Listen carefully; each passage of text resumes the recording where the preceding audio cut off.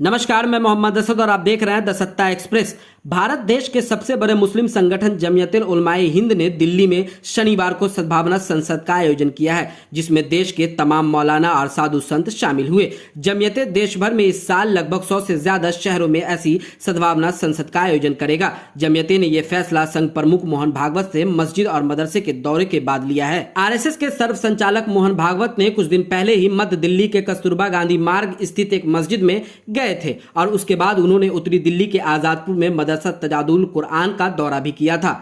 इस दौरान all India Muslim organisation के प्रमुख उमर अहमद इलियासी ने कहा था, भागवत के इस दौरे से संदेश जाना चाहिए कि भारत को मजबूत करने के लक्ष्य को लेकर हम सभी मिलकर काम करना चाहते हैं। हम सभी के लिए राष्ट्र सर्वोपरि है, हमारा DNA समान है, सिर्फ हमारा धर्म और इबादत करने के तरीके अलग अलग हैं। मोहन भागवत ने कहा था कि राष्ट्रवाद की संकल्पना वसुदेव कुटुंबकम पर आधारित है और यह किसी दूसरे देश के लिए खतरा पैदा नहीं करता और इसीलिए यहाँ कोई हिटलर पैदा नहीं होता है। उन्होंने इस बात पर जोर दिया कि भारत की राष्ट्रवाद की अवधारणा राष्ट्र की अन्य अवधारणाओं से अलग है, जो या तो धर्म पर आधारित है या एक भाषा लोगों के सामान्य स्वार्थ पर आधारित है। सर्व संचालक ने कहा कि विविधता प्राचीन काल से ही भारत की राष्ट्रवाद की अवधारणा का हिस्सा रही है और हमारे लिए अलग अलग भाषाएं और भगवान की पूजा करने के विभिन्न तरीके स्वाभाविक हैं। यह भूमि न केवल भोजन और पानी देती है बल्कि मूल्य भी देती है, इसलिए हम इसे भारत माता कहते हैं। हम इस भूमि के मालिक नहीं हैं, हम इसके पुत्र हैं। ये हमारी पुण्य भूमि है,